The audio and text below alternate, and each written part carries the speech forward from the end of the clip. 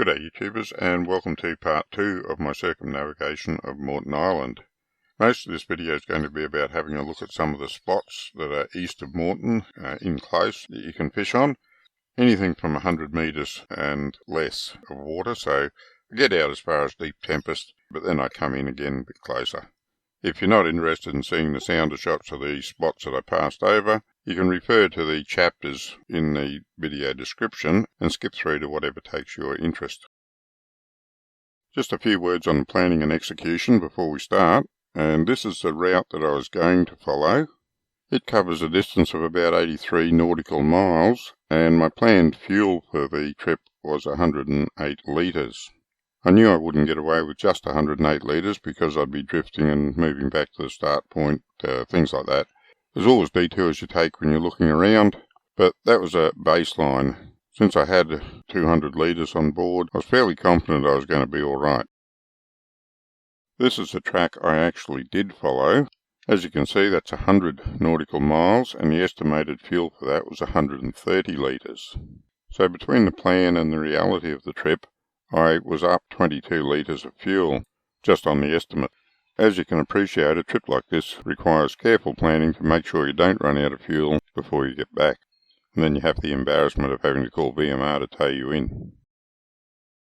I'll just overlay the proposed route in white and the actual track in yellow so you can see the difference. You'll notice up at the top end of Moreton I cut the corner a little bit. That saved me a little bit of distance, but I still came up with nearly 20 nautical miles more on the trip than I planned. Now that happens when you're looking around for structure and you're circling around, but you need to allow for it in your fuel calculations. So when I did the calculation for the route, I saw that I had 100 litres of fuel to use. I planned on using up to 150 litres, so I still came back with a quarter of a tank, which gave me plenty of reserves. As it turned out, my actual usage was about 136 litres, so really close to the calculated usage for the track. And now I have another data point for the performance of my boat for the next time that I plan a really long trip. Like maybe I'll get up to 1770 one day and get out to the reefs out there. I know how much fuel I need to take to have some reserve. And in this shot you see that one long line that's just up off the bottom. We're drifting along here at about half a knot, and my guess is that that's one fish that was swimming along in pretty much the same direction we were drifting, and he stayed in the beam for all that length of time, and that's why he appears as this one big long line. Could be wrong, but when I see something like that, that's pretty much the interpretation I give it, and a lot of other people do the same. This screenshot shows a school of fish about 15 metres off the bottom. A little bit to the right of them, some more fish right down on the bottom. I don't think they're overly huge, but I threw the shot in just so you can see what fish look like on the Perino 2D sounder. I've still got some tuning to do on it, by the way. Better than it was, but not as good as I wanted. When you see something like this flash up on your instruments, in this case a fuel alarm, you should always pay attention to it and have a think about why it's up there. It may be erroneous, but it could also mean you're in trouble. In this particular case, it was nothing to worry about. What had happened is the drifting I'd been doing, I'd left the engine on idle, and it was using petrol and going very, very slow. So the computer in there had done the calculation at the speed we were travelling and the rate we were using fuel, and said, hey, you haven't got enough fuel to finish this route. Which was fair enough. I didn't if I'd continued like that. But that wasn't the plan. I was going to go back up on the plane and get my best fuel efficiency, and as I've already explained about the fuel that we had left when I got back to the ramp, we had plenty. But nevertheless, if you see something like this, always stop and think about it and decide whether you've made a mistake or whether the instruments are just misleading you for some good reason. And here's another short video clip from the sounder screen, just showing some very undulating bottom. I didn't slow down for it for more than a few seconds. I just slowed down enough to make sure that the sounder wasn't misreading at that speed, and once I confirmed that the bottom was undulating, as it appeared to, I put the speed back on again. So I just threw this in, so if you're interested, undulating bottom in the area, you can go and have a look, see if there's any fish hanging around it. I was going too fast for any possibility of me seeing fish. And same thing with this short clip, some undulations on the bottom that would be worth having a poke around, see if there's any fish holding on them. I was going far too fast to see fish, didn't slow down for it, but threw it in here so you can get the GPS coordinates. You can check it out if you're in the area. The reason you see so much interference in the water column here is that I've got the gain set too high for the speed that I'm doing. If I reduced the gain, I could get rid of some of the interference, but at the speed I'm doing, there's no way I'm going to see anything other than the bottom anyway, so I generally don't bother too much about that. But as you can see when I slow down, all that disappears and I get a good clear picture on the screen. Put the speed on again and it goes back to garbage, but I can still see the bottom and I can still see how undulating that bottom is. This is another area where I was travelling along at speed and I got a decent change in depth on the bottom, so I slowed down to have a good look at it. If you really focus in on the 2D screen, you can just sort of discern that there were fish there when I was travelling at speed. I don't think you're going to see them real well out on the water, but looking at the video here, I can actually see that there were fish showing on the sounder. But with all the interference, you couldn't really see it out on the water yet. I had to zoom in and really look at it here on the computer screen. But once we slow down, it's clear enough. There's certainly a lot of bait down there. If I look really closely, I think there might be a couple of larger fish in amongst them. Really hard to tell when they're jammed up that close. There's a few lines above it where fish are swimming along more or less with the bait. I find it really hard to tell fish size from the sounder, so I see a thing like this with some bait around, I've got to have a drop into it and see what I pull up. Sometimes you get some shows on the sounder, you can say, yeah, that's a big fish. But more often than not, I'll see things like this and pull up and have a fish on it. Now, this is what I was talking about earlier when I said if you don't get enough bait at the bait grounds, you'll come across areas like this that got bait there. You can just drop your sabiki down on them and see what you pull up. Might not be any good for bait, might be good for bait. A lot of the time you'll pull up baby squire and stuff, you've got to throw them back. Often you'll pull up some fish you can use for bait, even if you use them as slab bait. And as we travel further along, there's a school of fish up off the bottom, and I think they're bigger than the ones that are holding on the bottom. There can always be bigger fish in amongst the group on the bottom, and you just can't see them in the sounder. I don't know whether AccuFish can pick them up or not. I haven't used it enough to really have a lot of confidence in it. I'm pretty impressed with what I have used it and pulled up. The fish I pulled up have been in the ballpark of what it said was down there, but I'm still not 100% converted yet. It's a neat piece of technology, but it's got to prove itself to me. But this group of fish, this school of fish up off the bottom, I would think that'd be worth having a drop into. And there's a couple of lone fish swimming off to the right a bit. They're also a lot larger than the ones hanging around the bottom. And a little bit further on, AccuFish has found me a few fish right near the bottom that has put a decent size on. If true, they're well worth catching. And a little bit further along again, there's some rough ground down there, some harder areas in amongst the soft bottom, and a few fish hanging around. Not a great deal, not a lot of bait, but as we go along you'll see that AccuFish is identifying some larger fish down there, anything from 40 centimetres on up.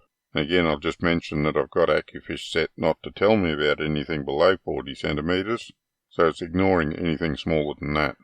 But even without AccuFish, you can see there is what appears to be larger fish down there. Here we're seeing some roughness on the bottom, and you'll notice I'm drifting over the area. There's not a great deal of fish here. There's a nice bottom, but the fish just aren't hanging out here, whether it's the wrong tide or whatever for them. Maybe they just don't like the area. There's a few fish around. Probably I wouldn't bother stopping here unless I got a better show. However, what I wanted to show you in this little video clip is sometimes I'll just stop and drift over an area to see what's there. I keep harping on the fact that you've got to go really slow to see fish on the sounder. But if you're thinking about fishing an area, if you come across some structure and you're not sure whether you want to fish it, sometimes it's a good idea just to have a little drift over it, because if you're drift fishing, you need to work out what your drift direction is so you can set up your drift. That means you stop and have a bit of a drift anyway. So make use of that time and keep an eye on the sounder, work out what your drift direction is, and at the same time work out whether you want to stay there and try fishing it. If you're not seeing too many fish on the sounder, then it's probably time to move on. But if you're seeing even one really good fish down there, you might decide it's worth dropping a line down there to see if you can entice it to have a bite. If you have a look in the chart view with the PBG, you can see that I'm drifting along the edge of a drop-off. I'm just off the edge of the drop, and you can see there's bait and some larger fish holding down there. As we come up from the drop-off onto the top of the rise, we can see that AccuFish has identified some larger fish between 42 and 62 centimetres. They're in amongst small schools of bait, having a feed, I'd guess. You just have to swing around the whole area and see what you can find on your sounder. This is why I say I'm giving you marks for general areas. You can't just go and sit on the mark and expect to catch fish. You've got to do the hard yards, circle around and see where the fish are. And don't forget that fish swim, they will move. If you do just anchor up expecting them to stay there, you will need to be dispensing some burley to keep their interest. Otherwise, be prepared to move around and follow them where they go. I always keep a close eye on my fuel when I'm on the water, and I never rely on the fuel gauge for that. They just don't work in boats. What I used to do was reset the fuel used gauge before the trip, and keep an eye on that so I knew how much I had on board and just kept an eye on how much I'd used. That works well until you forget to reset the gauge before the trip. Then you got no idea. However, now with the Furuno, it gets started off the NMEA bus about how much fuel the engine has used, and subtracts that from what I've told it is in the tanks. So I can get a reading at any time of exactly how much fuel I've got left. And since the engine is fuel injected, the metered fuel pump gives an exact reading of how much fuel has been used. So I can rely on this value. And here we have a large group of fish that are fairly large. I can see that on the sounder, and even if I couldn't, AccuFish is telling me that anyway. So this would be one worth having a drop on for sure. This is a pretty longish clip, so I'm just going to play it through in a bit of stop motion, if you will, just to show you the sort of thing you can see around shallow Tempest. You come across areas where there's a lot of fish, and you just drift over them and over them. You've still got to get them to bite, but they are down there. As you can see here, AccuFish is getting so enthusiastic about showing me the sizes that it's actually obscuring some of the returns with the numbers. Not sure whether I like that or not. Still got to play with this unit and just see what I'm comfortable with. I like the novelty of it telling me how big the fish are, but whether it's detracting too much from what I'm seeing on the sounder, I'm still undecided on. I'm a bit old-fashioned that way. I'm used to seeing the returns, the raw returns, without any of the cartoon figures or extra information that they put up these days. Still, I do like new technology and I'm going to give it a good go before I decide. The fish that we're seeing in this clip are sitting close to the bottom, and if I wasn't drifting over them, they'd be really hard to see. You need to go very, very slowly to pick these up. Certainly if you're up on the plane, I don't think you'll see them at all. And I'll just also say that it appears to me as though a lot of these fish are swimming along under the boat. Even the AccuFish is picking up a lot of fish about the same size, and it appears to me from the lines that are going under the boat that that is probably a single fish that's just swimming along and going in and out of the beam, and every time it picks it up, it sets it up as a new fish. And sort of reinforcing that idea is the number of marks that AccuFish is throwing up that are within about a centimetre or two of each other. And you got that line going along near the bottom, which, as I say, looks like a fish swimming along under the boat. But that's fine. The fish are there. That's all that matters. There's a little bit of rough ground, change of structure down there, going from what looks to be a softer bottom to a harder bottom. Probably sand to rocky bottom, and I expect that's what's bringing them around. Sometimes fishing's about trying things to see if they work. I like to spot lock and drop a line down when I can. If I can't, I drift it, usually with a drift chute out to slow me down if the wind's pushing me, without a drift chute if the current's pushing me, because a drift chute's not going to help you at all if your boat's being pushed along by current. It's only good if your boat's being pushed along by the wind. But I digress. That's not what I started to tell you about. That just sidetracked on that entirely. What I wanted to say is, if you see a batch of bait down there around near some interesting structure and a few decent fish hanging off of it, or at least legal sized fish, then it might be worth anchoring up and burleying up to see if you can bring some more big fish into you. If I still had places to examine where I thought I might find a big school of fish, that's probably be my preference. But if I was getting a bit tired of looking and wanted to have a fish, I found something like this where there's a few fish, a bit of bait near reasonable structure, anchoring up and burleying up, see if you can bring some more in, is worth a shot. Quite often works. Now here's another school of fish that's stacked vertically in the water column. We've seen a lot of fish that are swimming along distributed horizontally, and you'll find that these fish are a different species to those. Sometimes you can tell the species, or sometimes I can tell the species, by the shape of the school that they form. For instance, pearl perch usually look like a cone or a triangle down on the bottom. A pyramid might be a better way to describe it.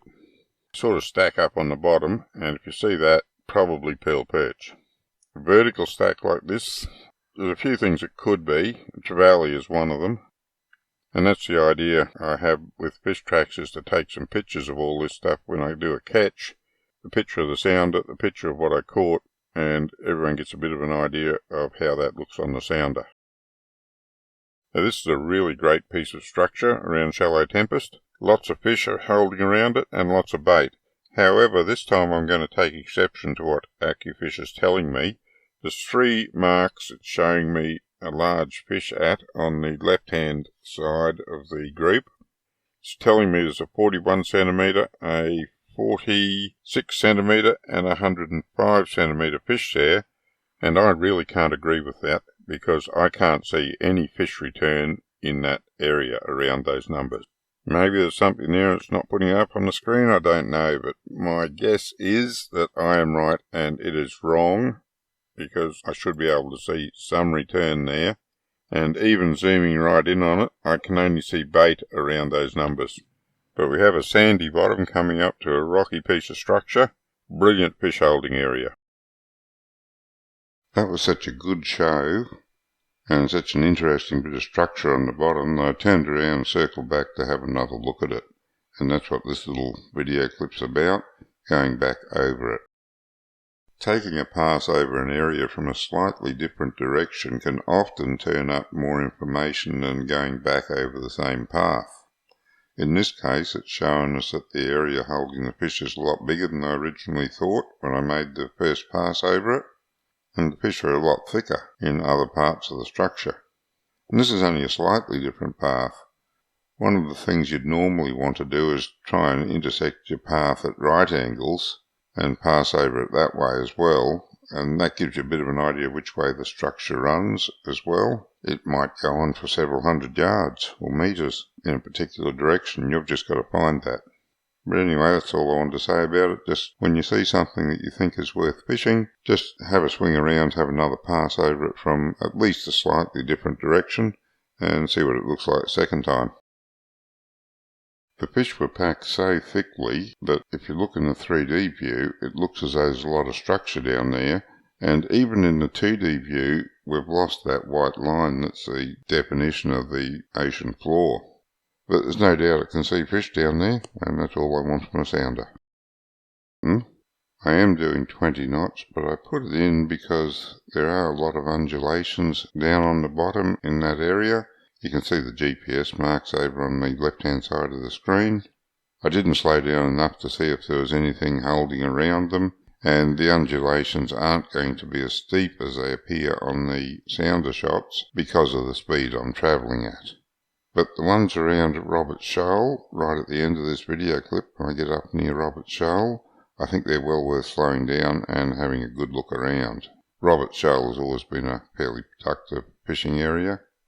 As a matter of fact, if memory serves me correctly, I think that whole area between Roberts and Brendan Shoals is worth having a scan around. Going back a long time, but I do think we did alright sort of heading between the two, as well as fishing around either one. As the day wore on, the weather really improved, It was a proper glass out by the end of the day, but it was hot as Hades, so really had to keep the water up, and I'm glad I took that whole esky full of cold water, nothing else in the esky, because I was soaked with sweat nearly the whole time I was out there once the wind dropped. There was no breeze to keep me cool, and it was a terrifically hot day, so always make sure you pack plenty of water on your boat. As soon as I was going across the top end of Moreton, I had a look at the Coffee Rock reefs again. It's a very extensive area of Coffee Rock, so I'm in a bit of a different spot this time, a little bit further to the southeast from where I was looking last time. And now that I'm getting my sounders tuned in a lot better, you can really see the undulations on the bottom there. As you can see from the return on the bottom, this is a hard bottom we're looking at, so it's all Coffee Rock along here. Lots of little ups and downs in it. And right at the end of this video clip, we come across some fish. And once I found the fish, I had a little bit of a drift back over them, threw a couple of lines out, and pulled in a couple of undersized fish. The sounder reckons there's some bigger ones down there, and there may well have been, but I didn't take the time to have multiple drifts over there. The day was wearing on, I was getting tired, and I wanted to head in and get anchored up for the night. I did play around a little bit more here, as we'll see, but I wasn't in the zone for doing a lot of fishing. And this clip here just highlights what I've said many times, and that is that you can find live bait anywhere. At the end of this clip there's a huge school of live bait under me. If you're needing live bait, keep a sabiki rig handy. Those hollow rods are pretty good for keeping the hooks out of the way. I had one for a while, but I found that the sabiki rigs that I was using were too long for the rod, and I ended up with a couple of hooks hanging out the end anyway. So I gave up on it and adopted another method with a normal rod. I keep it up in the rocket launcher, so it's not a real problem. As I said last time I was up in this area, if you're going to fish the Coffee Rock reefs around Moreton, the idea is to burley up big time. That'll bring the fish around, the bigger fish that is. The little fish are always there, they're going to steal your bait. But if you burley up big time, you'll bring some of the bigger fish in, and you can usually get a feed out of it. It's a really good fishing spot here if it's blowing a southeaster, but on the other hand, if it's blowing a southeaster, you've got to get across to Moreton anyway, so that might be an issue. This is coming down around the west side of Moreton, heading into an Anchorage for the night, and I'm on the edge of the shipping channel here. You can see how rough the sea floor is in this area. Lots of ups and downs and undulations. That's just the sort of thing you want to look around when you're looking for the fish. I was going far too fast to see any, of course, but if you go slow around these areas, you'll have a good chance of finding some. In this clip here you can see there's a significant rise. It's about 6 to 8 metres, I guess, and if you look in the 2D sounder on the face of that rise, there's a lot of fuzziness. I put that down to small bait fish swimming along the face of that ledge. You usually see it on most ledges around. I've pointed it out before on some of the offshore shots. And here we come up to the next rise. You can really see some fish hanging around the face and top of the rise here. We've got a nice thin bottom line there for a while, indicating a hard bottom we're drifting across.